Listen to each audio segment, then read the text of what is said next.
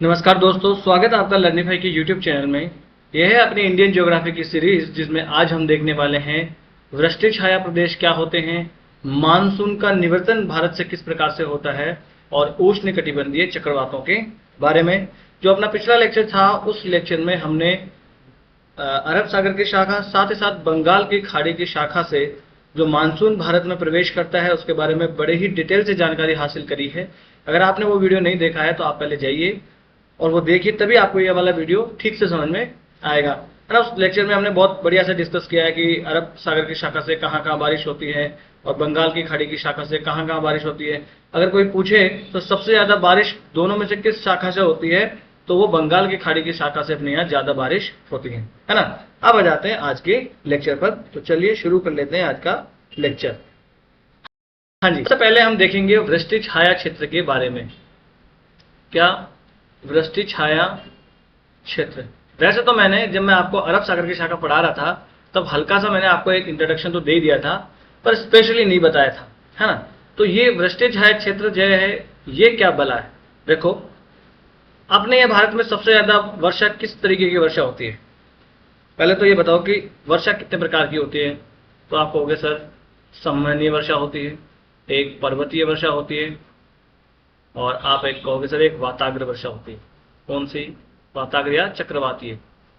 ठीक है सर। अब इन तीनों में से भारत में जो वर्षा होती है सबसे ज्यादा कौन सी होती है, तो आप कहोगे सर पर्वतीय वर्षा जो है अपने यहाँ सबसे ज्यादा होती है। तो ये पर्वतीय वर्षा होते किस प्रकार से हैं ये बता दो।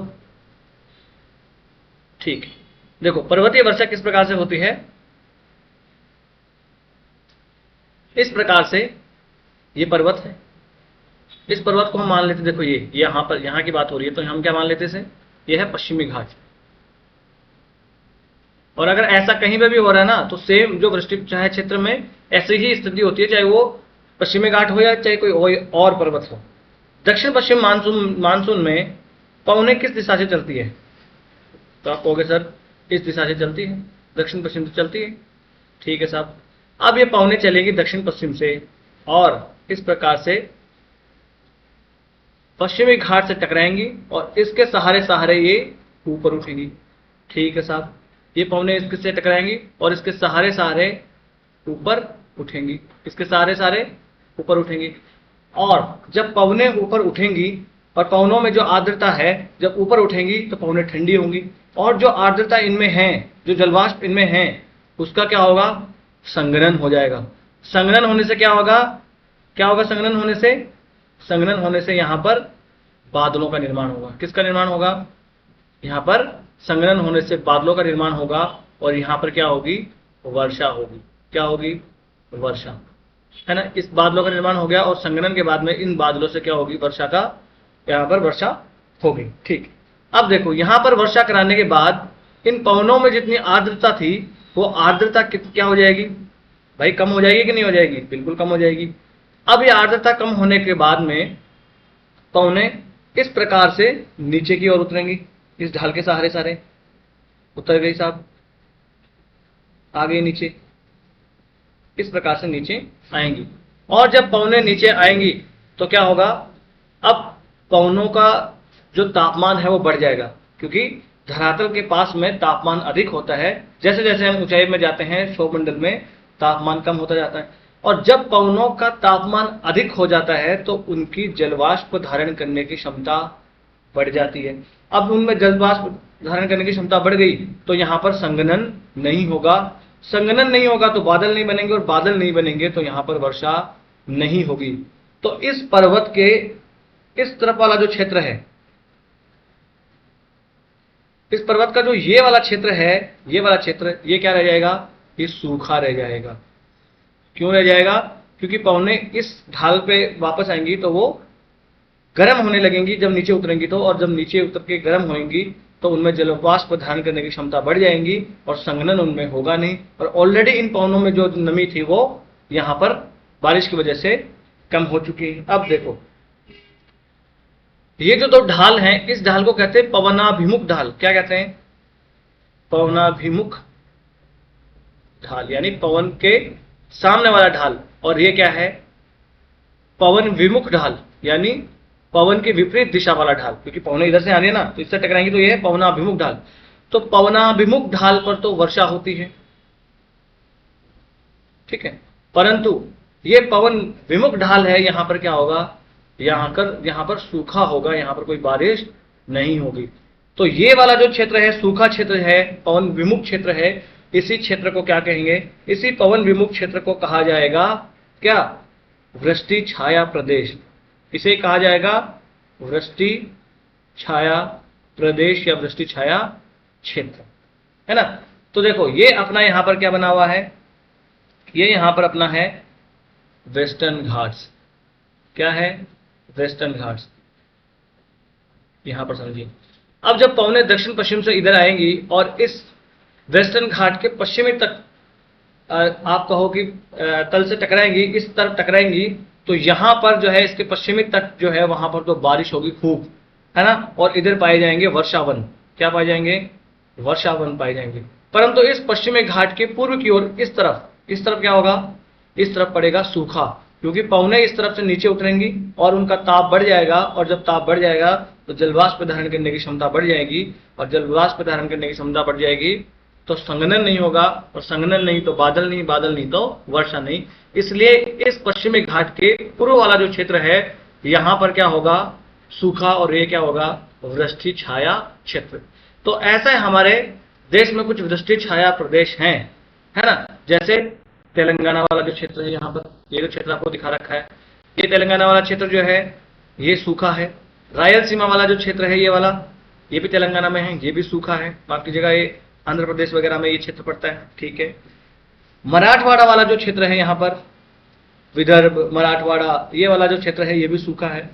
मध्य महाराष्ट्र वाला जो क्षेत्र है यहाँ पर ये भी सूखा है, नासिक हो गया, मराठवाड़ा हो गया, ये वाला क्षेत्र जो है वो सूखा होता है। और उत्तरी कर्नाटक जो है ये भी यहाँ पर सूखा ही रह जाता है। इसलिए क्या होता है, जब ये सूखा रह जाएगा तो इसे ही क्या कहा जाएगा, वृष्टि छाया क्षेत्र।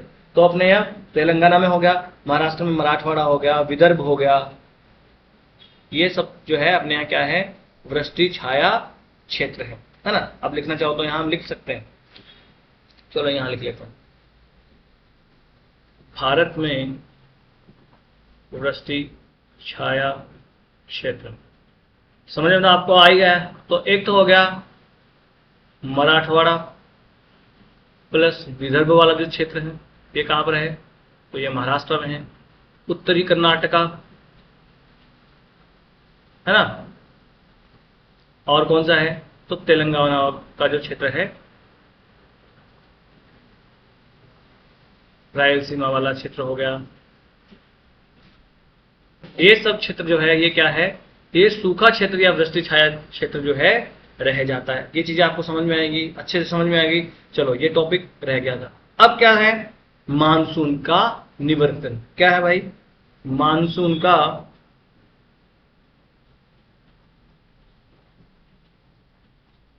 निवर्तन। अब ये क्या भला है, तो देखो मैंने बताया कि 1 जून जो से मानसून जो है वो केरल के तट पे टकराता है और धीरे धीरे 15 जुलाई तक, यानी मध्य जुलाई आते आते पूरे भारत में फैल जाता है, ठीक है ना। अब जब मानसून ऊपर आया है, जब भारत में आया है, तो लौटेगा भी सही। क्यों, क्योंकि जब ITC-Z जो है वो उत्तर में खिसका है सूर्य के उत्तरायण होने के साथ में, परंतु जब सूर्य दक्षिणायन होगा तो ITC-Z वापस भी तो नीचे जाएगा। समझे बात, देखो यहां समझते हैं, आराम से समझेंगे। यहां पर आओ वापस, ये क्या है अपनी पृथ्वी, मान लीजिए आपको बस ये 0 डिग्री है,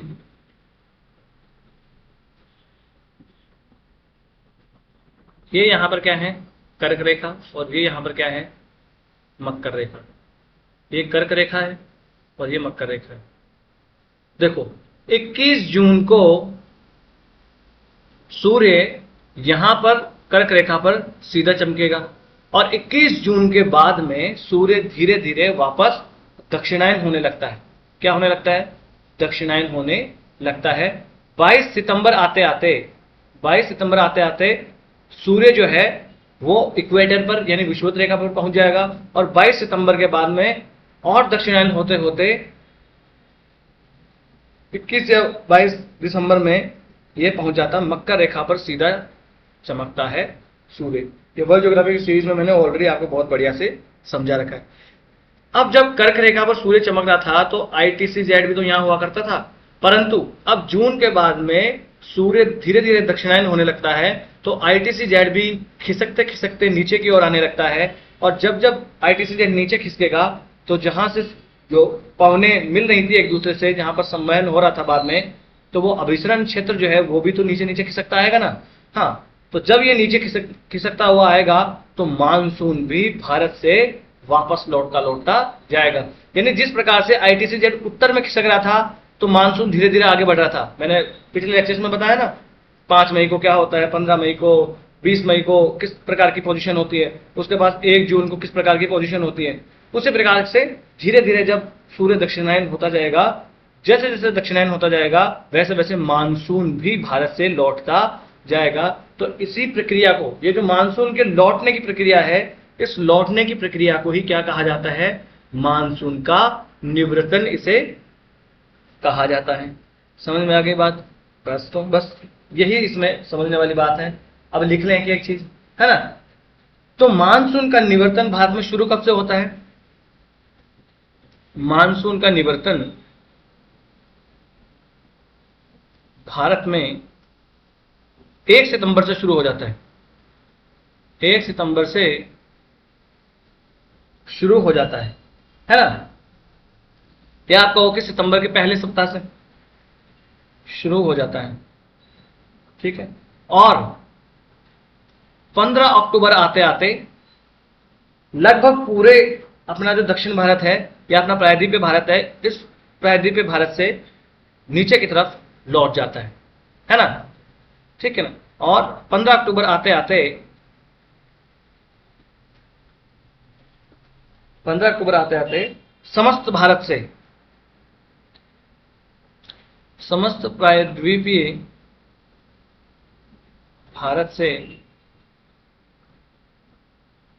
लगभग लौट जाता है ना।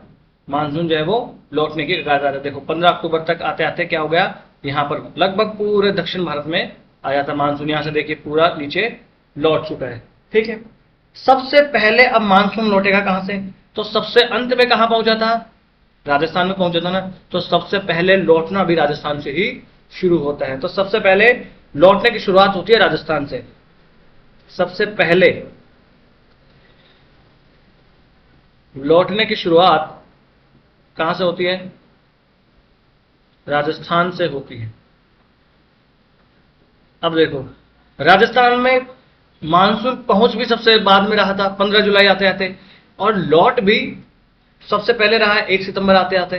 तो राजस्थान में वर्षा होने का कितनी अवधि रही, जुलाई आधा गया, सिर्फ अगस्त और आधा जुलाई बारिश होती है राजस्थान में, है ना। जो 3 महीने की एक सीजन होती है, उस 3 महीने के सीजन में से मात्र अपने यहाँ 1.5 जो है महीने मैक्सिमम बारिश होती है राजस्थान में। तो सबसे पहले लौटने की शुरुआत राजस्थान से होती है, और सबसे अंत में पहुंचता भी राजस्थान में ही है ना। अतः राजस्थान में मानसून की अवधि सबसे कम होती है। अतः राजस्थान में मानसून की अवधि सबसे कम होती है, क्योंकि एक तो सबसे अंत में राजस्थान में मानसून प्रवेश कर रहा है और एक सबसे पहले लौट जा रहा है। तो ये राजस्थान के साथ गलत हो रहा है, हम इसके खिलाफ आवाज उठाते हैं। तो किसके खिलाफ उठाएं, है ना, ठीक है। अब देखो मानसून जब लौटता है तो लौटते हुए मानसून से भी कहीं कहीं पे बारिश होती है। तो कहां होती है वो वाला क्षेत्र भी हम देखेंगे। तो जब मानसून लौट रहा होता है वापस, तो अक्टूबर और नवंबर के महीने में सबसे ज्यादा वर्षा होती है पूर्वी तटीय मैदान पर। यहां पर हम बना लेते हैं अपना मैप। हमें सिर्फ यहां पर दक्षिण भारत की आवश्यकता है, इसलिए पूरे बनाने की आवश्यकता नहीं। अब मानसून देखिए लौट रहा होता है, अक्टूबर आते आते यहां तक जो है मानसून यहां तक आ जाता है, नवंबर आते आते इस प्रकार से दक्षिण भारत से लौट चुका होता है। अब जब मानसून लौटेगा, है ना, तो जो लौटा हुआ मानसून है वो, और साथ ही साथ जब मानसून लौटता है तो मैंने बताया, जब हम पढ़ रहे थे शीतकाल में मौसम की क्रियाविधि, तो मैंने बताया था कि शीतकाल में यहां पर पूर्वी घाट में कोरोमंडल तट पर वर्षा होती है। वो किससे होती है? उत्तर पूर्वी मानसून से। तो जब ये पवनें भारत से लौट रही होती हैं और इधर से उत्तर पूर्वी मानसून आ रहा होता है, क्या आ रहा होता है? उत्तर पूर्वी मानसून। तो लौटता हुआ जो अपना मानसून है और साथ ही साथ उत्तर पूर्वी मानसून जो है वो दोनों मिल जाते हैं, और यहां बंगाल की खाड़ी से क्या करते हैं? नमी ग्रहण करते हैं, और यहां पर पूर्वी जो तटीय मैदान है वहां पर वर्षा कराते हैं, है ना। ठीक है, यही बात लिख लेते हैं कि मानसून के निवर्तन के काल में, मानसून के निवर्तन के काल में अक्टूबर से नवंबर महीनों, या आप कहो कि अक्टूबर और नवंबर महीनों, अक्टूबर और नवंबर महीनों में सर्वाधिक वर्षा कहां होगी? सर्वाधिक वर्षा कहां होगी? तो सर्वाधिक वर्षा इस पूर्वी तटीय मैदान पर होगी। पूर्वी तटीय मैदान पर होती है। ये जो पूर्वी तटीय मैदान आपको दिख रहा है यहां पर पेन अपना दूसरा ले ले, यहां ये जो पूर्वी तटीय मैदान आपको दिखाई दे रहा है, यहां इस पूर्वी तटीय मैदान पर यहां पर वर्षा होती है। क्यों? एक तो लौटता हुआ मानसून और साथ ही साथ जो उत्तर पूर्वी मानसून है उससे ये मिल जाता है और बंगाल के खाड़ी से नमी ग्रहण करता है और फिर भारत में आके वर्षा होती है। अब वर्षा यहां पर दो कारणों से होती है। वर्षा दो कारणों से होती है। कौन कौन से कारण? तो पहला कारण देख लेते हैं। ठीक है, पहले कारण में आ जाते हैं। सबसे पहले अक्टूबर आते आते बंगाल की खाड़ी जो है वो अब गर्म होने लगती है। अब आप कहोगे सर अक्टूबर आते आते बंगाल की खाड़ी गर्म क्यों होती है? देखो 21 जून को सूर्य चमकता है, उत्तरायण होता है और कर्क रेखा पर सीधा चमकता है। परंतु देखो मैंने बताया था स्थलखंड जल की तुलना में जल्दी गर्म हो जाता है और जल्दी ठंडा हो जाता है, परंतु जल जो है वो धीरे धीरे गर्म होता है और धीरे धीरे ठंडा होता है। तो जो स्थलखंड ऑलरेडी गर्म हो चुका था और अब वापस सूर्य दक्षिणायन होने लगा, लौटने लगा है, तब जाकर जो है बंगाल की खाड़ी का जल, या आप कहोगे अरब सागर का जो जल है वो अब गर्म होने लगता है, क्योंकि जल जो है स्थल की तुलना में धीरे धीरे गर्म होता है। तो अक्टूबर आते आते बंगाल की खाड़ी का जो जल है वो अब उसकी सतह गर्म होने लगती है ना। ठीक है, तो यही लिख लेते हैं। अक्टूबर आते आते बंगाल की खाड़ी का जल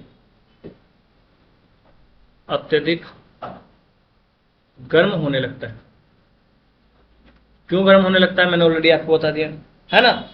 अब जब ये जल गर्म होने लग रहा है तो लौटता हुआ मानसून जब जल गर्म होगा और सम्मान के रूप में ऊपर उठता है ना, तो जो आर्द्रता ऊपर उठती है उसको कौन ग्रहण कर लेगा? ये जो लौटता हुआ मानसून है, और लौटता हुआ मानसून इस आर्द्रता को ग्रहण कर लेगा और फिर आके यहाँ पर पूर्वी तटीय मैदान पर, इस पूर्वी तटीय मैदान पर आके वर्षा फिर वो कराएगा। तो जल अत्यधिक गर्म होने लगता है और लौटता हुआ मानसून बंगाल की खाड़ी से नमी प्राप्त कर लेता है, और लौटता हुआ मानसून, खाड़ी मतलब बंगाल की खाड़ी से, खाड़ी से नमी ग्रहण कर लेता है। जब मानसून वापस लौट रहा है तो यहां से उसने क्या कर लिया? नमी ग्रहण कर ली, और इस ओर दक्षिण पश्चिम मानसून कमजोर हो गया, उसके साथ ही उत्तर पूर्वी मानसून प्रारंभ हो जाता है। भाई दक्षिण पश्चिमी जो ये मानसून है ये कमजोर हो गया, तभी तो वापस लौट रहा है। और ये जब जैसे ही कमजोर होता है सितंबर आते आते, तो सितंबर के बाद में से ही उत्तर पूर्वी मानसून, यानी ये जो है ये उत्तर पूर्वी मानसून ये अब स्ट्रांग होने लग जाता है। जैसे ये कम होगा, कमजोर होगा, ये जो है अब मजबूत होने लगता है उत्तर पूर्वी मानसून, है ना। तो इसके परिणाम स्वरूप होगा क्या, लौटता हुआ मानसून है, ये लौटता हुआ मानसून इस बंगाल की खाड़ी से नमी ग्रहण करेगा और ये जो उत्तर पूर्वी मानसून है इस उत्तर पूर्वी मानसून के साथ मिल जाएगा और मिलने के बाद में ये दक्षिण पश्चिम की ओर बहेगा, है ना। देखो इस प्रकार से बह रहा है ना, ये किस तरफ बह रहा है, दक्षिण पश्चिम की ओर बह रहा है। आ किधर से रहा है, उत्तर पूर्व से। हमेशा पवन का नाम जिस दिशा से आ रहा है ना वो नाम देते हैं। तो ये फिर से उत्तर पूर्वी मानसून जो है वो इधर दक्षिण पूर्व पश्चिम की ओर आने लगता है और आने के बाद में यहां पर वो बारिश करवा देता है। तो बस यही चीज हमें लिखनी है, आगे चल के लिख लेते हैं। क्या लिखेंगे, यहां पर लिखेंगे दूसरी ओर दक्षिण पश्चिम मानसून कमजोर होने के साथ साथ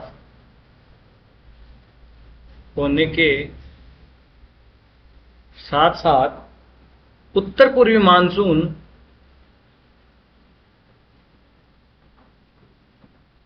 प्रारंभ हो जाता है। भाई दक्षिण पश्चिमी मानसून जब कमजोर हो गया तभी तो वापस लौटने लगता है और इसी समय जो है वो उत्तर पूर्वी मानसून प्रारंभ हो जाता है, जिसकी वजह से परिणाम स्वरूप लौटता हुआ मानसून खाड़ी से नमी ग्रहण कर लेता है। खाड़ी से उसने नमी ग्रहण कर ली और उत्तर पूर्वी मानसून के साथ मिलकर दक्षिण पश्चिम की ओर बहने लगता है ना। देखो इस प्रकार से दक्षिण पश्चिम की ओर बहने लगता है। ये है ना दिशा, ये दक्षिण पश्चिमी तो है, इस तरफ बह रहा है ना। हाँ, तो दक्षिण पश्चिम की ओर ये बहने लगता है। एक कारण तो ये हो गया कि वर्षा जो है वो क्यों होती है, क्योंकि जैसे जैसे दक्षिण पश्चिम मानसून कमजोर होगा उत्तर पूर्वी मानसून शुरू हो जाएगा और दोनों मानसून जो है एक दूसरे से मिलकर बंगाल की खाड़ी से नमी ग्रहण करेंगे और पूर्वी तटीय मैदान पर वर्षा करवा देंगे, है ना। जो रायलसीमा वाला तट है आंध्र प्रदेश में, तमिलनाडु का कोरोमंडल तट है, यहां पर खूब वर्षा होती है। दूसरा कारण क्या है, अब दूसरे कारण के लिए हम कलर भी चेंज कर लेते हैं। दूसरा कारण है अक्टूबर आते आते बंगाल की खाड़ी गर्म होने लगती है और जब बंगाल की खाड़ी गर्म होगी तो जलवाष्प जो है वो संवहनीय रूप से ऊपर उठेगा, है ना, और यहां पर उष्णकटिबंधीय चक्रवातों की स्थिति उत्पन्न हो जाएगी। वर्ल्ड ज्योग्राफी की सीरीज याद करिए, जब मैंने आपको उष्णकटिबंधीय और बहिरुष्णकटिबंधीय चक्रवातों के बारे में बताया था कि उष्णकटिबंधीय चक्रवात किस स्थिति में बनना शुरू हो जाते हैं। तो उष्णकटिबंधीय चक्रवात बनने के लिए क्या चाहिए भाई, एक तो गर्म सतह चाहिए सागर की, उसके बाद में थोड़ा सा कोरियोलिस बल चाहिए और बस हो जाएगा काम इतने में, ठीक है। तो यहां पर अब देखो उष्णकटिबंधीय चक्रवातों के लिए आदर्श दशाएं जो है वो बन जाती हैं और ये चक्रवात फिर पश्चिम की ओर चलना शुरू कर देते हैं। क्यों, क्योंकि जो ट्रेड विंड्स जो हैं वो पश्चिम की ओर ही चलती है ना। तो इन ट्रेड विंड्स के प्रभाव में ये पश्चिम की ओर चलना शुरू कर देता है और पूर्वी घाट से टकराता है और पूर्वी घाट से टकराकर पूर्वी तटीय मैदान पर वर्षा करता है उड़ीसा से लेकर तमिलनाडु तक, ठीक है ना। देखो यहां मैप बनाते हैं अपना,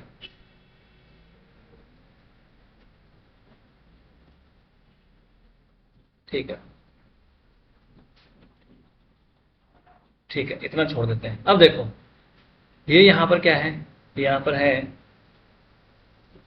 ये पूर्वी घाट है, क्या है यहाँ पूर्वी घाट है, ये इतना सतत नहीं है, छोड़ो। अब ये है बंगाल की खाड़ी, क्या है बंगाल की खाड़ी। अक्टूबर आ गया, बंगाल की खाड़ी का जल गर्म होने लगा है।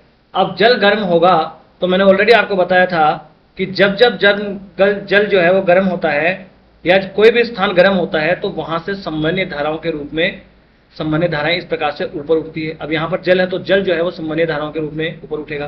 तो इस स्थिति को घेरने के लिए क्या होगा, आसपास से जो हाई प्रेशर है वहां से पवने इस तरह बहने लगेंगी, है ना, और ये संवहन करके ऊपर जाएगा, है ना। अब इस लो प्रेशर को घेरने के लिए आसपास से पवने आएंगी। वो पवने सीधा तो आएगी नहीं, क्योंकि फेरेल के नियम के अनुसार वो दाईं ओर और बाईं ओर तक चली जाएंगी। और उत्तरी गोलार्ध में क्या होता है, इन उष्णकटिबंधीय चक्रवातों में पवने घड़ी की सुई के विपरीत दिशा में बहती है। कैसे बहती है, तो घड़ी की सुई के विपरीत दिशा में इस प्रकार से बहती है ना। तो अब यहां पर क्या हो गया, लो प्रेशर बन गया।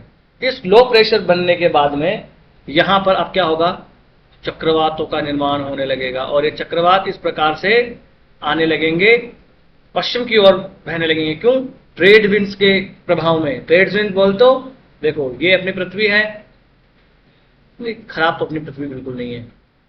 ये कर्क रेखा, ये मकर रेखा, ये आपको होगी ये 35 डिग्री नॉर्थ, ये 35 डिग्री साउथ। अब यहां से पवने किस प्रकार से, इस प्रकार से चलती है ना।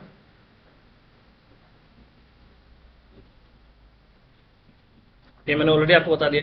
तो यही तो है ट्रेड विंड्स। अब ये ट्रेड विंड्स कैसे चलती है, देखो पूर्व से पश्चिम की ओर जा रही है ना, तो इन्हीं पूर्व से पश्चिम की ओर आते ट्रेड विंड्स के प्रभाव में ये चक्रवात पश्चिम की ओर आता है और यहां पर पूर्वी घाट से टकराकर यहां पर करता है वर्षा। इस पूर्वी तटीय मैदान पर वर्षा करता है, उड़ीसा से लेकर तमिलनाडु तक। आपने न्यूज में भी सुना होगा कि जो है वो चक्रवात उड़ीसा के तट से टकरा गया, बंगाल के तट से टकरा गया, तमिलनाडु के तट से टकरा गया, सुना है ना।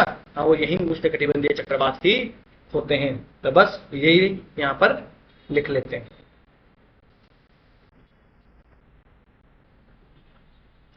होता क्या है, अक्टूबर आते आते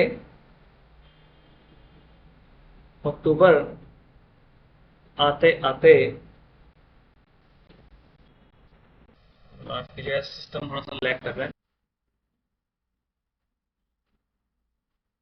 हाँ जी, तो हम देख रहे थे कि अक्टूबर आते आते क्या होता है, बंगाल की खाड़ी का जल जो है वो गर्म होने लगता है। बंगाल की खाड़ी का जल गर्म होने लगता है और उष्णकटिबंधीय चक्रवातों की दशाएं उत्पन्न होने लगती है ना। और उष्णकटिबंधीय चक्रवातों के लिए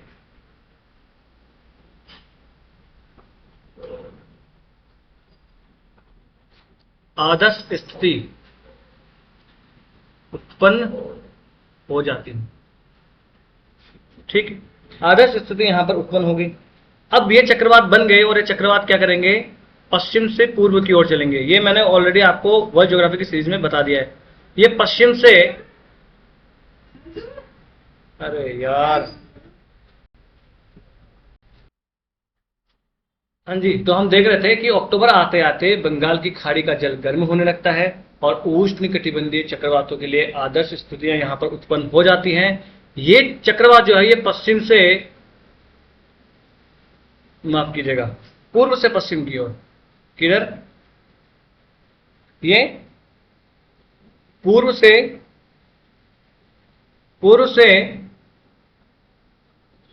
पश्चिम की ओर गति करते हैं। मैं कोड वर्ड अब लिखते जा रहा हूं, आप सेंटेंस नहीं फ्रेमिंग कर रहे हो, है ना। क्यों, क्योंकि व्यापारिक पवनों के प्रभाव में ये पूर्व से पश्चिम की ओर चलने लगते हैं। अब जब पूर्व से पश्चिम की ओर चलेंगे तो आके टकराएंगे कहां, इस प्रकार से आके टकराएंगे कहां, यहां पर इस पूर्वी घाट से आके टकराएंगे और यहां पर बारिश ये करवाएंगे, है ना। ठीक है, करवा दी भाई बारिश, ठीक है ना। और इस प्रकार से उड़ीसा के, यहां पर उड़ीसा के उत्कल तट पर वर्षा होती है। आंध्र प्रदेश का रायलसीमा तट है, वहां पर वर्षा होती है। और तमिलनाडु का कोरोमंडल तट, यहां पर क्या होती है, यहां पर वर्षा होती है इन्हीं चक्रवातों से। तो लौट टाइम में मानसून भी तो हमें बारिश दे रहे हैं ना। दो तरीके से हो गई, एक तो जो मैंने ऑलरेडी पहला कारण बता दिया। अब दूसरा क्या हो गया, इन उष्णकटिबंधीय चक्रवातों की वजह से यहां पर वर्षा हो जाती है। ठीक है साहब, ये भी हमने जान लिया, है ना। ये दो कारण हमने देख लिए, और ये हो गया कि किस प्रकार से मानसून का निवर्तन होता है, किस प्रकार से मानसून लौटता है, ये हमने यहां पर देख लिया। अब एक चीज रहेगी उष्णकटिबंधीय चक्रवात। क्या चीज रहेगी भाई, उष्णकटिबंधीय चक्रवात। वैसे तो उष्णकटिबंधीय चक्रवात जो है मैं ऑलरेडी आपको वर्ल्ड ज्योग्राफी की सीरीज में पढ़ा चुका हूं, परंतु यहां भारत के संदर्भ में थोड़ा सा उष्णकटिबंधीय चक्रवातों को हम, ये अपना भारत महान बन गया यहां पर। ठीक है साहब, उत्तर अपने को पूरा बनाने की आवश्यकता नहीं है, क्योंकि हमें चाहिए ये वाली जगह। ये है बंगाल की खाड़ी, यहां पर लो प्रेशर क्रिएट होता है, और ये उष्णकटिबंधीय चक्रवात जो है इस प्रकार से पश्चिम की ओर करते हुए, गति करते हुए यहां पर पूर्वी तट से टकराकर वर्षा कर देते हैं, यहां पर उड़ीसा से लेकर तमिलनाडु तक। उड़ीसा का यहां पर है उत्कल तट, यहां पर है रायलसीमा तट आंध्र प्रदेश में, यहां पर ओडिशा में, और ये तमिलनाडु का क्या है, कोरोमंडल तट।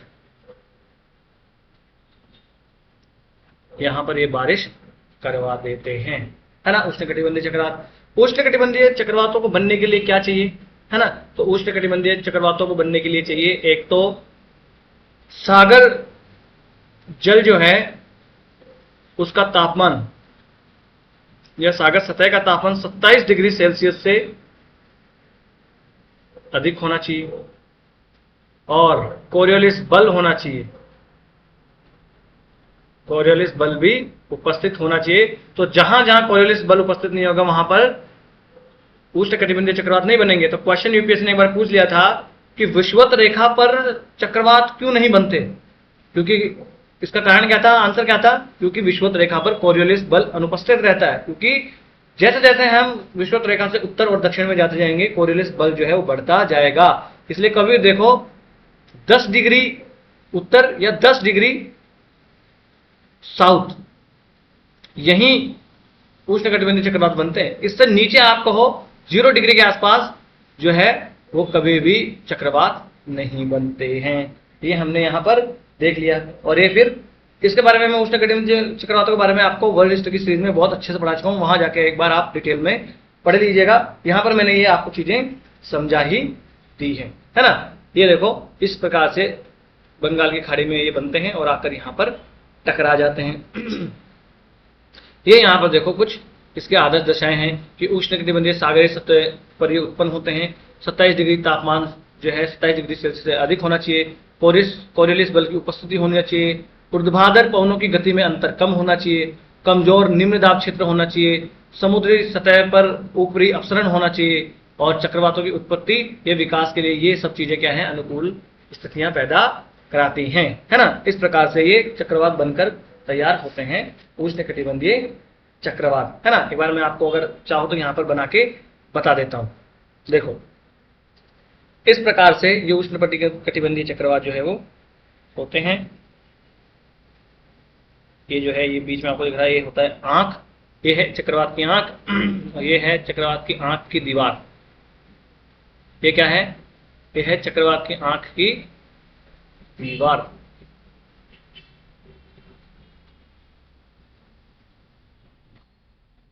अब पवनें क्या करती हैं, इस चक्रवात की आंख की दीवार के सहारे सहारे इस प्रकार से आरोहण करती है, ऊपर की ओर चढ़ती है। पवनें क्या करेंगी, इस प्रकार से ऊपर की ओर चढ़ेंगी, आंख की दीवार के सहारे सहारे इस प्रकार से ऊपर की ओर चढ़ेंगी, है ना। उसके बाद में यहां पर बनेंगे बादल और यहां पर होगी बारिश। कपासी वर्षी मेघ बनते हैं,